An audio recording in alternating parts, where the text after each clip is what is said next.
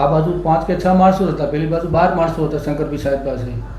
છતાં પણ ભારતીય જનતા પાર્ટીએ મેન્ડેટ આપી અને સૌ પ્રથમ શંકરભાઈ સાહેબે દરખાસ્ત મૂકી અને અણદાભાઈ સાહેબને ચેરમેન બનાવ્યા હતા. બન્યા ત્યારે અણદાભાઈના સૌથી અંગત તમે ગણાતા અને તમે સૌથી અંગત ગણાતા ને એવું સાંભળવામાં આવ્યું છે કે તમારી કાન ભંભેરીના લીધે ક્યાંક આગી પાછી નીતિઓના લીધે એમને એવા બેંકની અંદર કાર્યો કરી નાખ્યા કે જેમનાથી એમને રાજીનામું મૂકવું પડ્યું. એટલે વાતચીત મેં એમને એ લેવલ પર પણ થઈ હતી, પણ જ્યારે કાલે વાતચીત મેં એમને કરી હતી કે મેં કહું તમારે અને અધ્યક્ષ સાહેબને સંબંધ ક્યારે એવું થયું કે બગડવા ઉપર આવી ગયા? તમે તો બધું નજીકથી જોયેલું છે, પરંતુ એમનું કહેવું એવું થતું હતું કે શંકરભાઈ ચૌધરી સાહેબને મેં ઘણી બધી મદદ કરી, ઘણીવાર મદદ કરી અને ઘણા બધા ક્ષેત્રમાં મદદ કરી આગળ જવા માટે કરીને.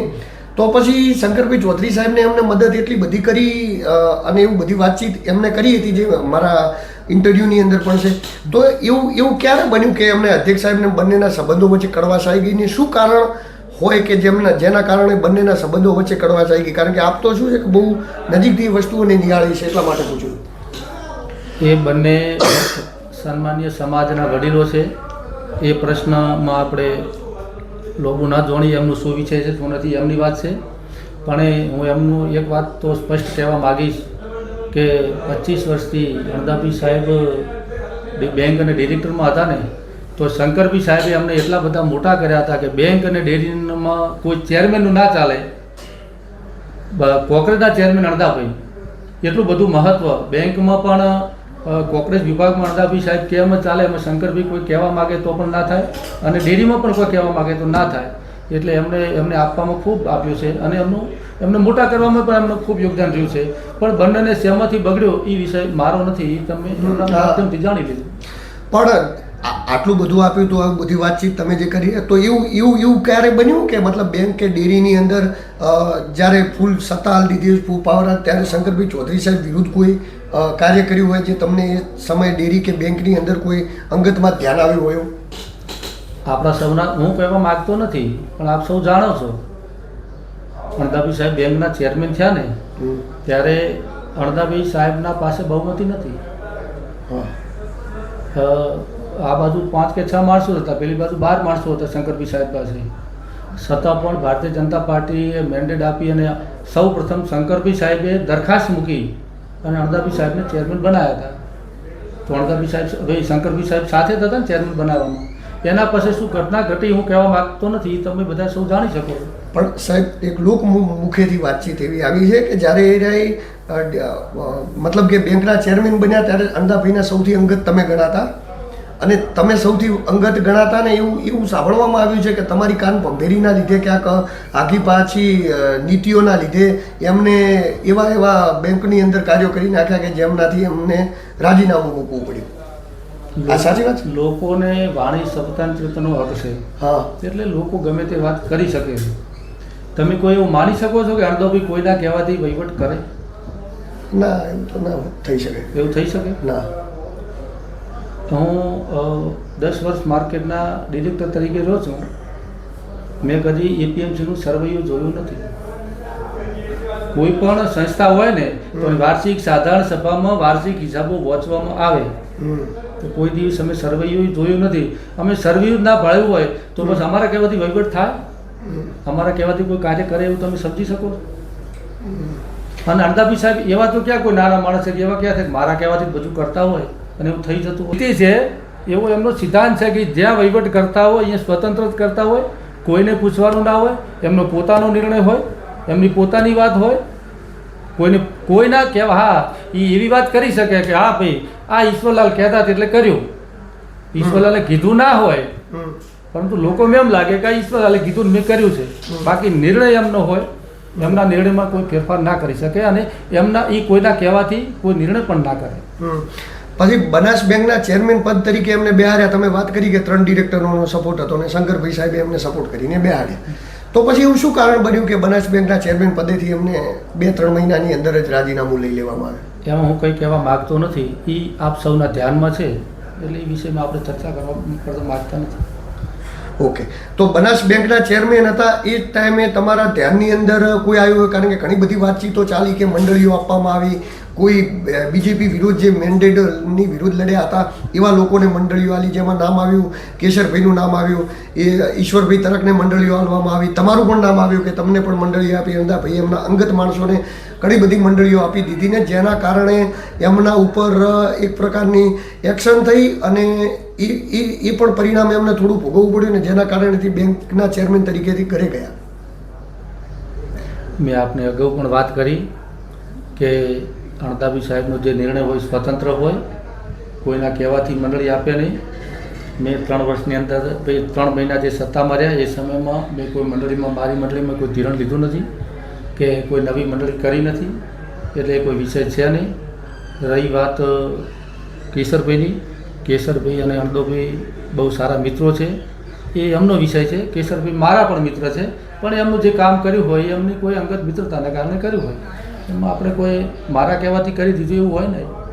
પછી જે 32 મંડળીઓવાળો જે આક્ષેપ કરવામાં આવ્યો કે જે 32 મંડળીઓ રાતોરાત જાણ કર્યા વગર જે આની અંદર 600 650 વોટ માર્કેટ યાર્ડની ચૂંટણીની અંદર ઘુસાડી દેવામાં આવ્યા, તો એ અચાનક જ એ મંડળીઓ કેવી રીતે સિસ્ટમની અંદર ઘુસાડી દેવામાં આવી કે પછી એની અંદર બીજું કંઈ હતું?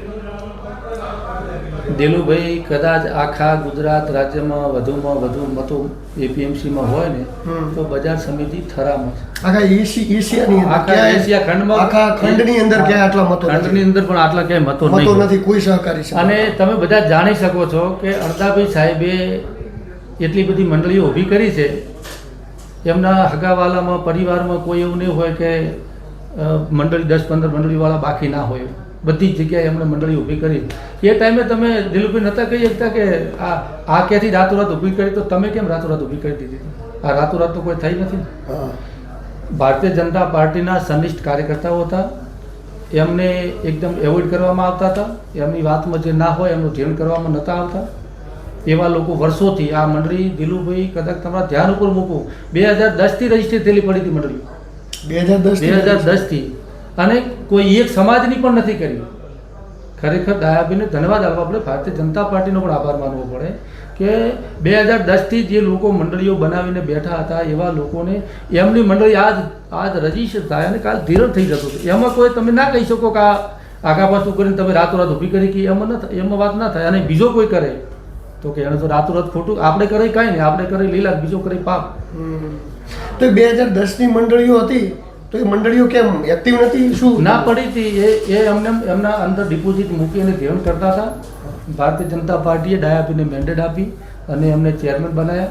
એના પછી ભારતીય જનતા પાર્ટીમાં બધી રજૂઆત થઈ, રજૂઆત થયા પછી એમણે અરજીઓ કરી, અરજીઓ કર્યા પછી એની આખી પ્રોસેસ થઈ, પ્રોસેસ થયા પછી એના બધું નક્કી કરીને એના માગણા મંજૂર કરી અને જે પ્રોસેસ થતી હોય પ્રોસેસમાંથી પસાર થઈ એમને કાયદેસર ધિરાણ કર્યું છે અને ચૂંટણી પહેલાં ધિરાણ કર્યું છે.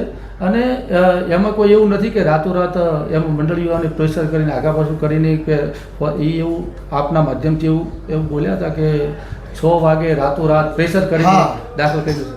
દિલીપભાઈ આવું તો હોય જ ના શકે ને. તમારા મનથી વિચારો કરો, કોઈ અધિકારી એમને બોગસ મંડળીઓ રાતોરાત એમને દાખલ કરી કે 1-2 તો બરોબર, 32 મંડળીઓ એમને કરી કે કાયદાની ભાષામાં ના હોય એ પહેલી યાદીમાં આવી, એને તપાસ કરી હોય તો આવે.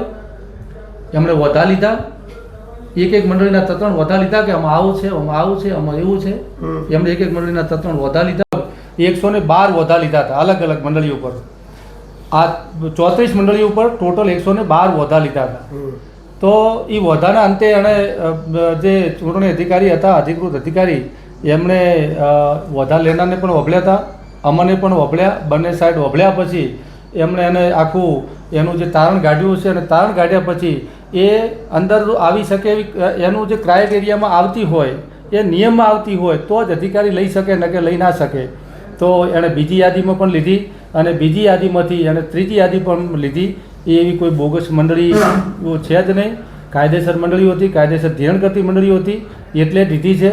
એમાં કોઈ પેલી બોગસ મંડળીઓને કોઈ પ્રેશર કરવાનો પ્રશ્ન આવતો નથી.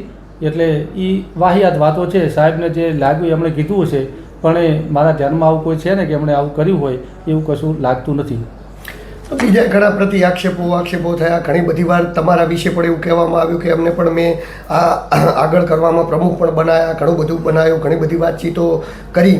તો એ બધી આક્ષેપ થયા તો છેલ્લે તમારે આજે તમારા જે સંબંધ બગડ્યાના વિષય ઉપર કોઈ એક લાઈન તમે કહેવા માંગતા હો, શું કહેવા માંગો છો તમારા? બસ કંઈ વિશેષ કહેવા માગતો નથી, પણ આ તો કેવું છે, કુદરતનો નિયમ હોય, જેટલી ઘડી આપણે ભેગા રહેવાનું લખ્યું હોય એટલી ઘડી હોય. કુદરતને આટલા દિવસ અમારા બંનેને ભેગા રહેવાનું હશે, કદાચ બંનેને સાથે રહેવાનું અમારા બંનેના કિસ્મતમાં લખાયેલું છે. અને હવેથી કદાચ એટલે રાજકીય બાબતમાં એવું હોય છે કે કાયમ કોઈનું રાજકીયમાં કાયમ કોઈનું મિત્ર હોતું નથી, કાયમ કોઈનું દુશ્મન પણ નથી હોતું. અમે 2010માં લડ્યા હતા સામે, એના 400 મહિના પછી વળી ભેગા થયા હતા.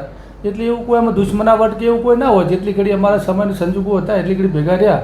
અત્યારે એ સમાજના આગેવાન તરીકે આપણે એમાં કોઈ વિશેષ કહેવા માગતા નથી, પણ અત્યારે એવું કદાચ કુદરતે એવું નિર્માણ કર્યું છે કે બંને અલગ થાય એવું લખેલું છે. હું ભગવાનમાં માનવાવાળો છું, કુદરતમાં માનવાવાળો છું. એટલે જે ભગવાન નિર્માણના ધીન હોય, કુદરત જે નિર્માણ કરે એ જ થઈ શકતું હોય છે. આ તો આપણે તો ખાલી નામ માત્ર હોઈએ છીએ. એટલે એમાં આપણે ભગવાને જે કરેલું હોય એ જ થાય, એમાં આપણે કંઈ વિશેષ કહેવા માગતા નથી. તો એવું થઈ શકે કે તમે પહેલાં ચૂંટણી લડ્યા હતા 2010માં, પછી તમે પાસે તમારે એકબીજા જોડે મિત્રતા થઈ ગઈ ને પાછા તમે રાજકીય રીતે સાથે થઈ, તો એવું થઈ શકે કે આ ચૂંટણી પછી પાછળથી વળી તમારે એક મિત્રતા ટ્યુનિંગ થઈ જાય અને પાછા એક સાથે દેખાવ? ના, આ વખત દિલુભાઈ મેં નિર્ણય કર્યો છે કે ચૂંટણીમાં જીત હાર આ તો બધું જે કિસ્મત આધીન હોય છે.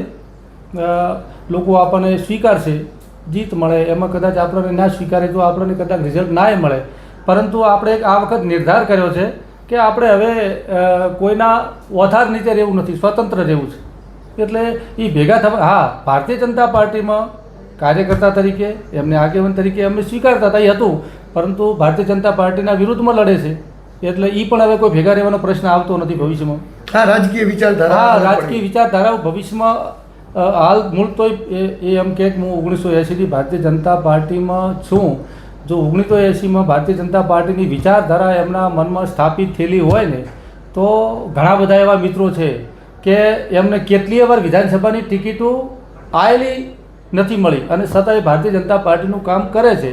તો આ તો સમજાય એક સામાન્ય બજાર સમિતિ હતી અને એમાં કોઈ કાર્યકર્તાનો ભારતીય જનતા પાર્ટીએ સમાવેશ કર્યો હતો, તો એમણે નિર્ણયને સ્વીકારી લેવો હતો. સાથે સાથે મેં બીજા દિવસે મીડિયાના માધ્યમથી એક સાહેબશ્રીને વિનંતી પણ કરી હતી કે અણદાભી સાહેબને ભગવાન હજી સદબુદ્ધિ આપે અને ભારતીય જનતા પાર્ટીની પેનલને ટેકો આપે, તો આપણે આ પ્રવાહમાં બધાય તો કદાચ એવું શક્ય થોત તો ભવિષ્યમાં એક વિચારધારામાં હોત તો વળી એવું થોત. પરંતુ એ પ્રશ્ન હવે એના ઉપર પૂર્ણ વિરામ મૂકી દીધી છે. તો પાર્ટી એમને સસ્પેન્ડ કર્યા કે હજી પછી આ નિર્ણયના ચૂંટણી પછી કરશે કે હાલ ઓન પેપર સસ્પેન્ડ કરી દેવામાં આવ્યા ભાજપમાંથી? કારણ કે એ તો સતત એવું કહી રહ્યા છે કે હું ભાજપનો વફાદાર કાર્યકર્તા છું, ભાજપ સાથે જોડાયેલો રહીશ ને ભાજપનો પ્રચાર હજી પણ હું કરીશ. દિલુભાઈ, એ પાર્ટીનો વિષય છે.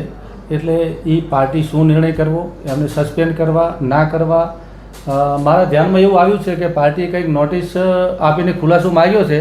એ પાર્ટીનો વિષય છે. એટલે પાર્ટીનું કામ કરશે, એમાં આપણે કોઈ ન કહી શકીએ. તો મિત્રો આપણી સાથે જોડાયા હતા ભારતીય જનતા પાર્ટીના મેન્ડેટ ઉપરથી ઇલેક્શન લડી રહ્યા ઈશ્વરભાઈ પટેલ સાહેબ, અને ખૂબ જ બેબાક તરીકેથી વાતચીતો કરી. આપણે જોયો મેં એકદમ ઘણા બધા અઘરા સવાલો પૂછ્યા, પરંતુ એમને જે એમને જવાબ આપવાના હતા એમને ખુલીને જવાબ આપ્યા છે, એમને બહુ ખુલીને વાતચીત કરી છે. તો મિત્રો, ફરીવાર પણ આપણે આ ચૂંટણીને લગતા કોઈ પણ સવાલો હશે તો આપણે મળતા રહીશું, વાતચીત કરતા રહીશું. નમસ્કાર, રામ રામ, હું છું દિલુભાઈ.